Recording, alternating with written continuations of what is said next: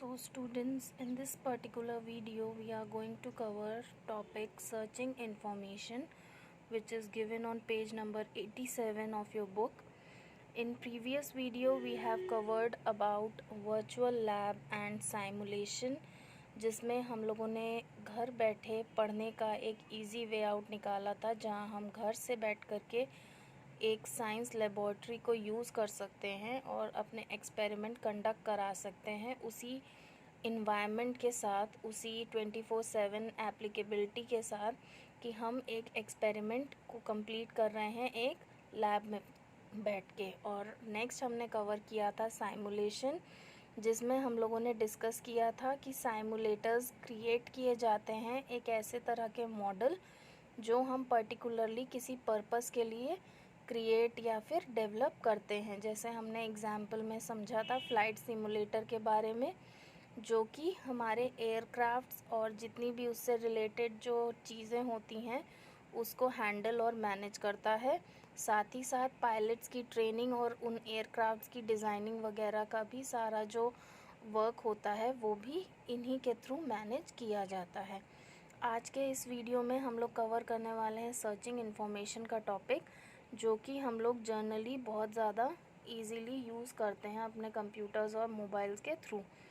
Searching information, internet is like a big library. More and more websites are coming up with the sole aim of providing information to people, be it about people, country, universe, food and cooking, books, movies, history, health and lot more. Internet के बारे में जैसे हम लोग जानते हैं कि ये एक ऐसी बिग लाइब्रेरी है जिसमें हमको डिफरेंट वेबसाइट्स मिलती हैं, जिसमें हमको तरह तरह के इंफॉर्मेशन, चाहे वो लोगों से जुड़ी हो, लोगों के बारे में हो, किसी कंट्री या दुनिया के बारे में हो, यूनिवर्स के बारे में हो, फूड से रिलेटेड हो, कुकिंग, बुक्स, मूवीज़ हो, या हमारी एंशियंट हिस्ट्री हो, हेल्थ हो, किसी भी पर्टिकुलर टॉपिक से रिलेटेड हम हमारी इंफॉर्मेशन को सर्च करा सकते हैं with the help of internet. We can visit websites which provide different types of information. जो वेबसाइट हमको अलग अलग तरह की इंफॉर्मेशन देती है उनको हम यूज़ करके उनसे हम डेटा कलेक्ट कर सकते हैं. Follow the given search process for an effective search result. यहाँ पे एज यू कैन सी आपका एक पर्टिकुलर सर्च डायग्राम है, जिसके हेल्प से हम एक इवैल्यूएशन को, एक सर्चिंग ऑपरेशन को कंप्लीट करते हैं. अगर आप इसको नोटिस करो तो ये आपका एक स्मार्ट आर्ट पैटर्न है जो हम लोगों ने पावर पॉइंट में लास्ट ईयर कवर किया था. तो इस पर्टिकुलर पैटर्न के बेसिस पर हमारे पास एक साइकिल बनता है जिसमें 5 अलग अलग हेड्स होते हैं.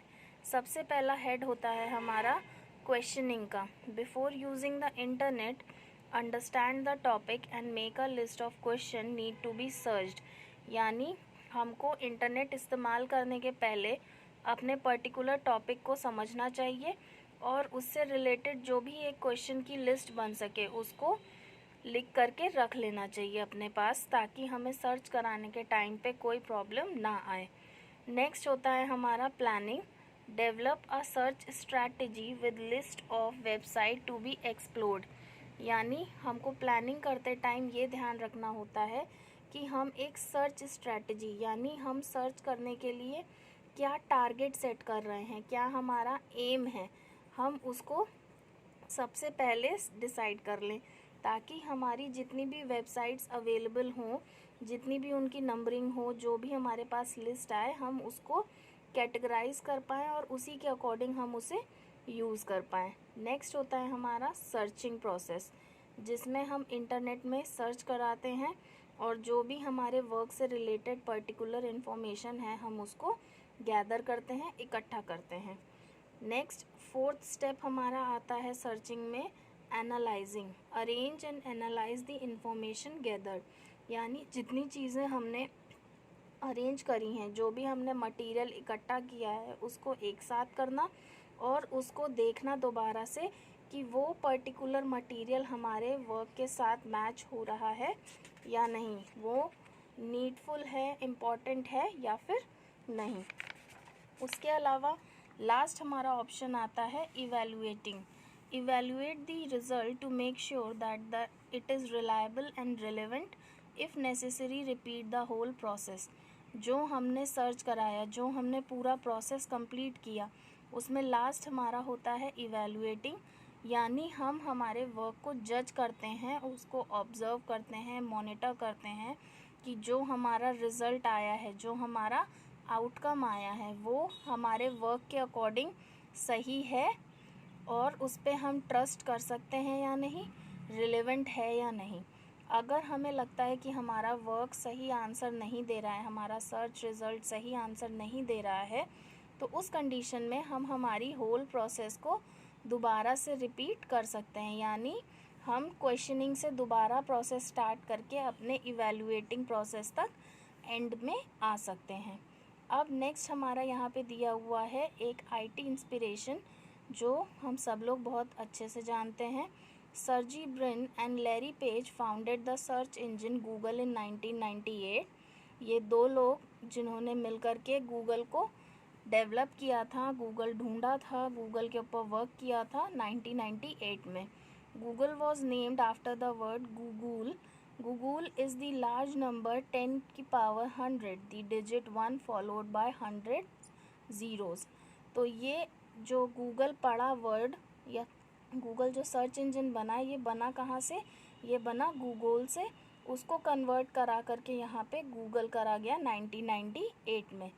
उसके बाद आती है हमारी next topic, searching information on internet. अभी हम लोगों ने पढ़ा कि एक साइकिल होती है पर्टिकुलरली वर्क की। अब हम लोग इंटरनेट पे सर्च करते टाइम किस चीज़ों को ध्यान में रखते हैं, कौन सी हमारी टेक्निक्स होती है जिनको हम यूज़ कर सकते हैं, उनके बारे में पढ़ेंगे। सो सबसे पहले, search engines are used to search information on the internet. These search engines display a list of hyperlinked results, often called hits, depending on the search term written in the search box. You just need to open any of these hits or links to see the information. उसके अलावा आपको यहाँ पे कुछ अलग अलग techniques और उसके यूज़ दिए हुए हैं, जिनके हेल्प से हम हमारे वर्क को ईज़िली कर सकते हैं। तो जैसे सबसे पहले हमारा दिया हुआ है सर्च करते टाइम जो हमको यूज़ करने में हेल्प करता है, और ऑपरेटर।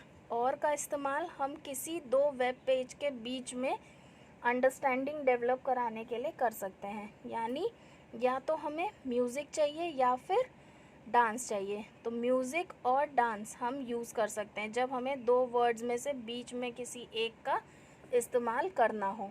नेक्स्ट होता है हमारा एंड ऑपरेटर, जिसमें हम दो टर्म्स के बीच में एक ऐसा रिज़ल्ट चाहते हैं जो कॉमन हो, यानी हमें एक रिज़ल्ट वो भी चाहिए और एक रिज़ल्ट दूसरा भी चाहिए।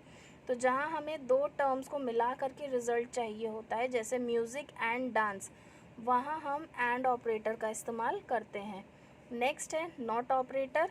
नॉट ऑपरेटर ऐसे यूज़ करते हैं हम जहाँ हमें एक सर्च कंडीशन के आगे नॉट लगाना हो, हमें वेब पेज पे वो पर्टिकुलर शब्द नहीं चाहिए हो, वहाँ पे हम नॉट का इस्तेमाल करते हैं। जैसे to search result for music but not classical, यानी हम यहाँ पे कंडीशन दे रहे हैं कि हमें म्यूज़िक का रिज़ल्ट तो चाहिए, लेकिन म्यूज़िक कौन सा नहीं होना चाहिए? क्लासिकल नहीं होना चाहिए। नेक्स्ट है हमारा कोटेशन साइन। इसको हम लोग पर्टिकुलर तब यूज़ करते हैं जब हमको हमारे पर्टिकुलर एक टर्म का रिलेवेंस देना होता है, एक पर्टिकुलर टर्म को हमें हाईलाइट करना होता है। जैसे यहाँ रॉक म्यूज़िक को हम हाईलाइट करा रहे हैं। Plus sign before each term when you require the term appears in web page result, यानी हमको प्लस साइन तब देना होता है जब हमें दो सर्च रिज़ल्ट एक ही वेब पेज पे चाहिए हो। जैसे music and also contain classical, यानी म्यूज़िक प्लस क्लासिकल दोनों वर्क हमको चाहिए एक साथ। नेक्स्ट होता है हमारा माइनस साइन, जिसमें हम सर्च के आगे ये लगाते हैं ताकि वेब पेज पे हमको ये रिज़ल्ट ना मिले। To search for result must contain Indian classical dance but do not contain Kathak, यानी इंडियन क्लासिकल डांस चाहिए लेकिन इसमें हमको कथक क्या है? नहीं चाहिए, तो माइनस साइन लगा के हमने कथक लिख दिया। तो इस तरह से ये हमारे डिफरेंट टेक्निक्स होते हैं, ऑपरेटर्स होते हैं, जिनका हमको अलग अलग यूज़ मिलता है और जिनके हमने अलग अलग एग्जाम्पल इस वीडियो में डिस्कस किए। आपका आज का होमवर्क ये रहेगा कि आपको अपनी इस टेबल को अपनी कॉपी में नोट डाउन करना है, और उसके अलावा जो हम लोगों ने टॉपिक्स आज कवर किए हैं उसको दोबारा से एक बार रिवाइज़ और रिकॉल करना है। Thank you.